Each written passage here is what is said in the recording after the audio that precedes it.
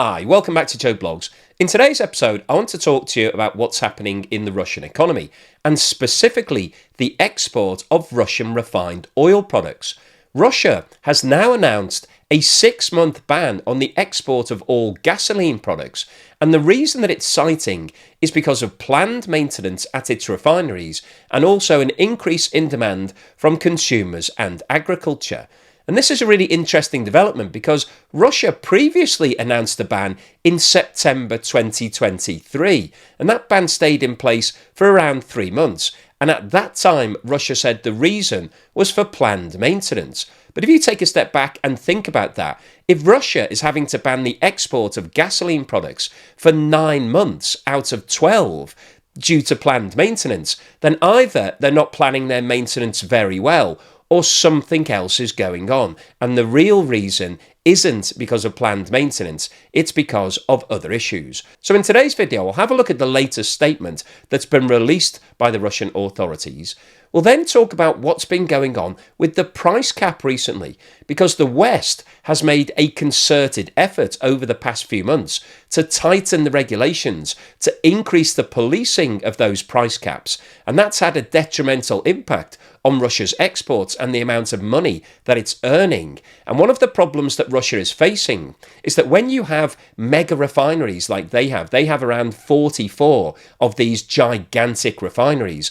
Those refineries rely upon a huge volume of oil passing through them to make them cost effective. And so if there's a reduction in the volume of oil going through those refineries, then you start to struggle and you may need to start to close some of them down. So we'll have a look at what's been going on with regards to the volume of refined products and what the impact of that is on the refineries. We'll then have a look at what's going on in agriculture. We'll look at the cycle when the demand for oil and gas is needed the most, and we'll see whether or not it corresponds with the current ban that's been put in place. We'll then talk about what's been happening with Russia's exports. We'll have a look at their volumes and how much money they've been earning over the past few months, and what's been happening with discounts because they've started to increase again. And then finally today, I'll wrap up with my summary as to what I think this latest ban means for the Russian oil industry and what the impact of all of this is going to be on the Russian economy. But before we get started on all of that, I'd like to say once again, thank you so much to everybody that's supporting the channel. If you bought me a coffee or sent me a YouTube super thanks or signed up as a patron or a member, thank you so much. It really does help to keep the channel going. Russia has announced a 6-month ban on gasoline exports from March the 1st to compensate for rising demand from consumers and farmers and to allow for planned maintenance of refineries. And this ban follows on from the previous ban that was introduced at the end of September 2023 on all fuel exports. And as I mentioned in the introduction to this video, that ban remained in place for around 3 months, so it was only lifted at the end of 2023. And this ban raises serious concerns for the Russian economy, because Russia is currently earning around 175 million euros per day, or around $190 million, from the sale of refined oil products. So on an annualised basis, the export of these products equates to around $70 billion of income from Russia's point of view. So the introduction of this ban for the next 6 months is likely to cost the Russian economy tens of billions of dollars. And for a country like Russia, which is one of the largest oil producers in the world, to be explaining this away by saying it's due to an increase in demand from consumers and agriculture and planned maintenance at the refineries doesn't seem to make sense at a time when Russia really needs as much income as it can get. So in order to get a better understanding of the current situation, let's have a look at what's been happening with the price cap that's been applied against Russian oil by the West. As I'm sure you'll be aware if you follow the channel, a price cap of $60 per barrel for crude oil was introduced against Russia by the West on the 5th of December 2022. And the West actually followed this up on the 5th of February with another price cap against refined oil products of around $100 per barrel. The actual price imposed for refined products varies depending on what the refined product actually is. And these two charts compare the price of Russian oil against market prices and the level of discount that Russia has had to offer in order to achieve its sales. The chart on the left-hand side shows the actual sale price of Urals oil, which is shown by the blue line, and compares this to Brent crude oil, which is shown by the black line, and the price cap of $60 per barrel is shown by the dotted red line across the bottom of the graph. And on the right-hand side here, we've also got the level of discount that Russia has had to offer to the market. And as you can see, there are two vertical blue lines on these charts. The one on the left-hand side marks the start of the war in Ukraine, which kicked off on the 24th of February 2022, and the blue line on the right-hand side shows the introduction of the price cap on December the 5th, 2022. So we start off by looking at the chart on the left. You can see that in 2022, in the section between the two vertical blue lines, Russia was forced to sell its oil at a significant discount to the price of Brent crude oil. And if we have a look at the chart on the right-hand side, you can see that in the first 6 months of the war, that discount ranged between $30 and $40 per barrel. However, as we got towards the end of 2022, there was a significant fall in the level of the discount. And the reason for the fall in the discount at that time was that more and more buyers came out and decided that they were happy to buy Russian oil. And one of the biggest buyers of oil at that time was India, who increased their purchases from virtually zero before the war started to around 2 million barrels per day. If we now look at what happened after the introduction of the price cap, you can see on the graph on the left-hand side that there was once again a significant divergence between the blue line and the black line. If we have a look at the right-hand side, you can see that the reason for that is that Russia had to start offering significant discounts again, and the discount was back up at around $30 to $40 per barrel. But as you can see from the graph on the left-hand side, around halfway through 2023, the discount started to narrow significantly, and the price of Russian oil actually crossed above the $60 per barrel level. And as you can see, towards the end of the year, Russia was selling its oil for more than $80 per barrel, which is significantly above that cap. And the level of discount, as you can see from the chart on the right-hand side, had fallen to less than $15 per barrel. Now, at that point, the West decided that it needed to start implementing the price cap restrictions much more severely, because a lot of companies were bypassing the rules. They were coming up with ways to mask the actual price that Russia was paying, and there was also the creation of a large shadow fleet of tankers that were happy to move Russian oil without being detected. So the US and the other countries in the West decided that they needed to start targeting a lot of these companies, and they started issuing a lot more sanctions, and that led to a reduction in demand for Russian oil. And as you can see from the far right-hand side of both of these charts, the discount that Russia is offering has increased over the last couple of months and is now back up to around $20 per barrel, and we're starting to see another divergence between the sale of Russian oil and Brent crude oil. This chart shows the amount of tax revenue that the Russian authorities are earning from the sale of oil products dating back to January 2021. The scale on the left-hand side of this chart is shown in billions of US dollars. The blue charts show the monthly income that the Russian authorities are earning. The red line shows the volume of crude and refined oil products that are being exported. And that line relates to the scale on the right-hand side, which is shown in millions of barrels per day. And then we have four vertical blue lines on this chart. The one in February 2022 marks the start of the war in Ukraine. The one in September 2022 marks the announcement that the G7 intended to introduce a price cap. The one in December 2022 is the actual introduction of the first price cap. And then in October 2023, you can see that's when the coalition from the West began their second phase of price cap enforcement. So really clamping down on all of the companies that were ignoring the price cap and happily moving Russian oil at more than $60 per barrel. So if we start off by looking at the volume of exports over the last 3 years between January 21 and January 24, you can see that there have been fluctuations in the daily amount that Russia is exporting, somewhere between 5.5 million barrels and 6.5 million barrels. But on average, the export volumes have remained relatively level. But if we look at the amount of tax revenue that the Russian economy has been earning, you can see that there have been huge movements in the amount that they've been pulling in. Back in January 2021, the Russian economy earned $5 billion from the export of oil products. However, by April 2022, that figure was up to $16 billion, partially as a result of the fact that oil prices skyrocketed immediately following Russia's invasion. And also at that time, Russia was still exporting huge volumes to countries in Europe because they hadn't introduced their formal ban. So April 2022 represented the pinnacle of earnings from Russia's perspective. However, between April 22 and April 23, there was a sharp reduction in the amount that Russia earned. And in April 23, it was down to around $6 billion. So a fall of $10 billion in terms of those two comparative months.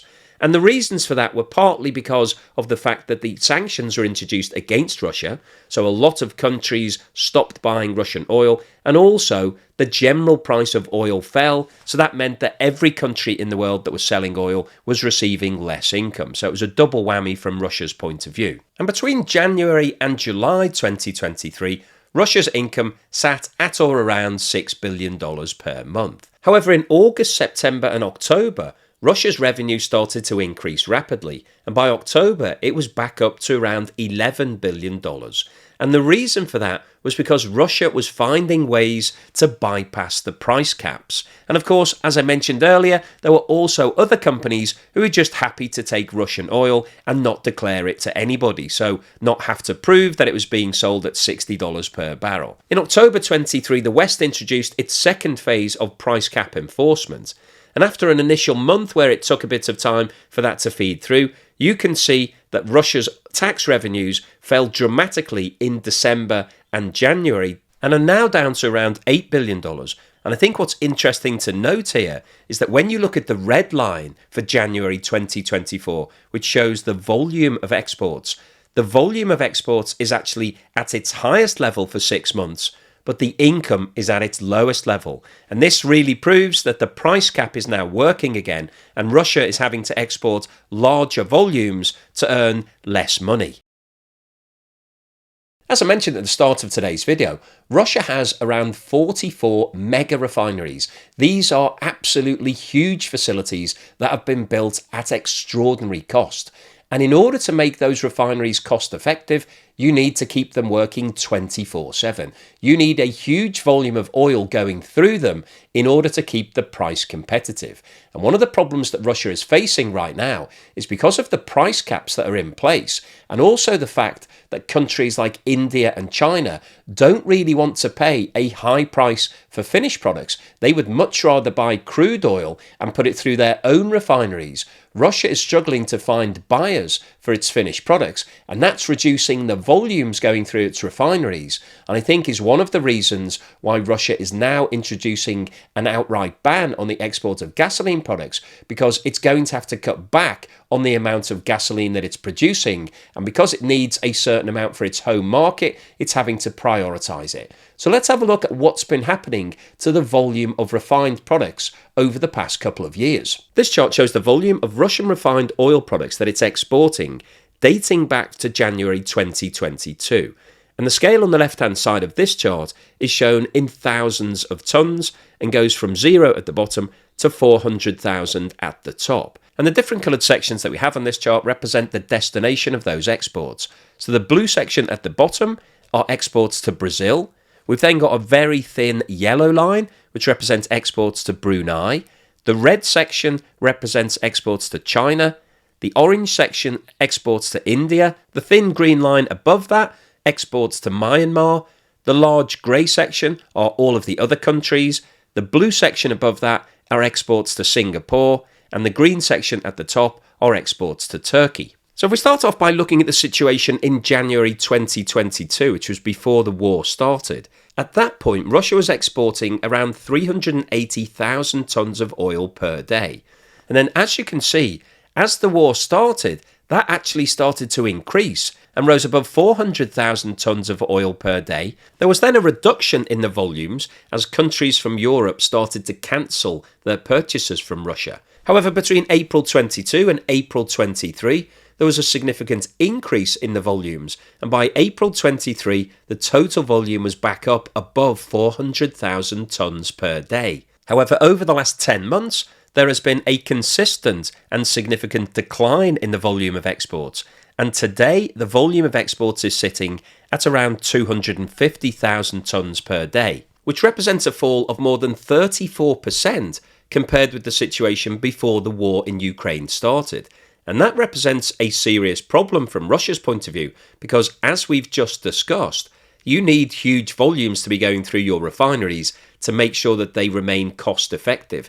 And a 34% reduction in volumes means that Russia, realistically, should be cutting back around a third of its refineries. So of those 44 mega refineries, you would have expected Russia to have closed 13 or 14 of them permanently by now. And this chart shows the same data. However, the scale on the left-hand side is shown in millions of euros per day, and goes from 0 at the bottom to 350 million at the top, and represents the amount of cash that Russia has been earning from the sale of those exports. And what this shows is that immediately following the invasion of Ukraine, Russia was earning more than 300 million euros per day, which equates to around $350 million. However, today, that figure is down to around 175 million euros, or around $190 million. So on an annualized basis, the loss of income that Russia has suffered over the last 20 months or so since it invaded Ukraine is over $50 billion, which obviously is a big hit to the Russian economy in itself. However, the knock-on implication of this is much greater, because it's not just the lost income, it's also the fact that some of these refineries are now becoming uneconomic. Russia can't afford to keep all of these refineries going because it needs more volume. If it can't find extra volume, then ultimately those refineries will have to close. And that's going to be at a huge cost, because Russia has invested tens of billions of dollars into these refineries. As I mentioned at the start of today's video, one of the reasons that Russia has cited why it's introduced the ban on gasoline products is because it needs the gasoline for its agricultural markets. So let's have a look at some of the key agricultural cycles to see whether or not that makes sense. This chart shows the crop calendar for 6 different regions of Russia. And as you can see, the different regions grow a variety of different crops. But if we have a look at the central district, you can see that we've got barley, buckwheat, corn, millet, oats, rye and winter wheat listed on the left hand side. And then across the bottom of this chart we've got the different months. So you can see that for the central district, January through to March is the dormant period when nothing is happening. In April and May activity starts again, so that's when planting takes place. In June and July for most of the crops it's the flowering season, and harvesting for the majority of crops takes place in July, August and September. Although corn has a much later harvesting season and actually takes place in September, October and November. So in terms of taking a step back and thinking about when the farmers would need large amounts of gasoline in order to make sure that all of their crops are getting the right amount of attention, you would expect that the harvesting season from July through to November would be the peak period. That's when they need to deploy all of their machinery to bring in all of the harvest. There may be a little in the planting season as well, but throughout April, May, June and July, you would expect the level of activity to be relatively low. Once you've planted the seeds, you basically sit back, wait for them to grow and then get ready for the harvest in the second half of the year. And if you take a step back and look at the other 5 areas of Russia that are shown on this chart, the majority of the harvesting takes place in July, August, September and October. So the data that we're seeing here doesn't really support an urgent need for the introduction of an export ban on gasoline from the 1st of March onwards. So what's the summary and conclusion today?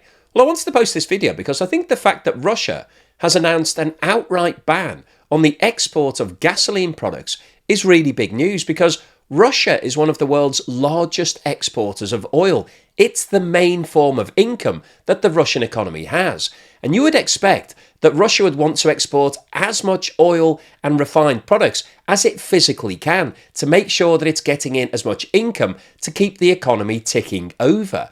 But it's decided that for the next 6 months, it's not going to export any gasoline whatsoever. And the reason that it's cited is because it needs more for its consumers and agriculture, and also there's some planned maintenance. But as we've talked about in today's video, that doesn't really ring true.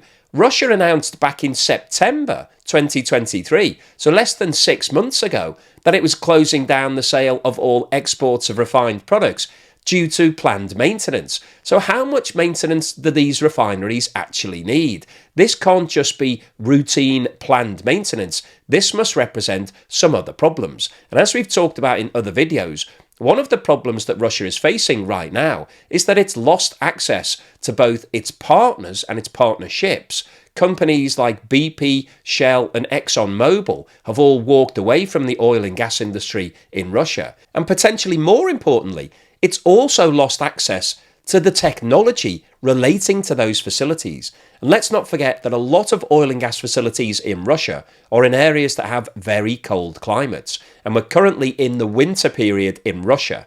So an announcement that it's not wanting to export any refined products, any gasoline products, tells us that Russia must have a supply problem right now. And one of the areas that that's focused on is what's happening in those refineries. And as we've seen from today's video, there has been a huge reduction in the amount of refined products that Russia is exporting. Compared with this time 3 years ago, we've seen a fall of around 34%. So that tells us that 1 in 3 of those refineries is potentially redundant right now. So Russia has two choices. Either it could close down some of those refineries completely, or it can put lower volumes through all of the existing refineries and make them all work at 2/3 capacity. And both of those options are really going to be unpalatable, because if you close down a refinery, you're basically writing it off. You're having to release all of the people, sack them all, close down all of the facilities and write off tens of billions of dollars. So Russia won't want to do that, because obviously that would send a very negative message to all of the people that live in those areas that are dependent on those jobs. And also, it says that there are problems in the oil and gas industry in Russia. And that's not a message that Russia wants to be spreading right now. So I think it's more likely that they've probably been passing less volume through the refineries. But the problem with that is that those systems are geared up for volume.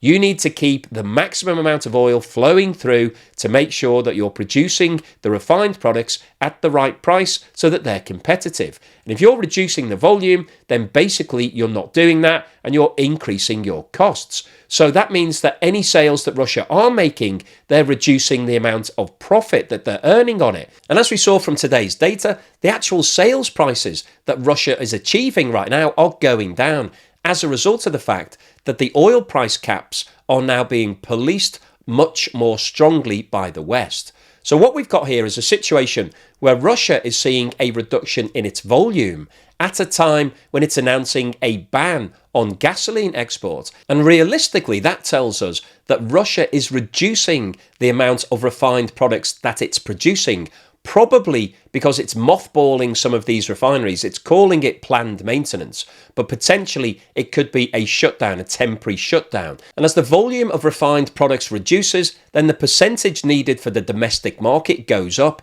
And that explains why Russia may well be introducing this outright ban for the next 6 months. So the overall summary of today's video is that Russia, one of the largest producers and exporters of oil and refined products, has introduced another outright ban on the export of gasoline products. This follows on from the previous ban that was brought in September and didn't fall away until the end of 2023. So over the last 6 months, we have seen Russia introducing 2 bans on the export of its most valuable product. And that tells us that Russia is having production problems right now. It doesn't have enough oil to be able to export and satisfy its home demand. It's prioritizing the home demand. That means that it's no longer exporting gasoline. That will lead to a huge reduction in income directly from the non-sale of all of those products, but also will lead to further problems with the refineries because there's less volume going through those refineries, and all of this adds up to problems in the oil and gas industry in Russia. So hopefully you've enjoyed today's video, you found it useful, informative and thought-provoking. If you've liked what I've said, then please give me a thumbs up. Thank you for watching this video all the way through to the end, and here's something to put a smile on your face.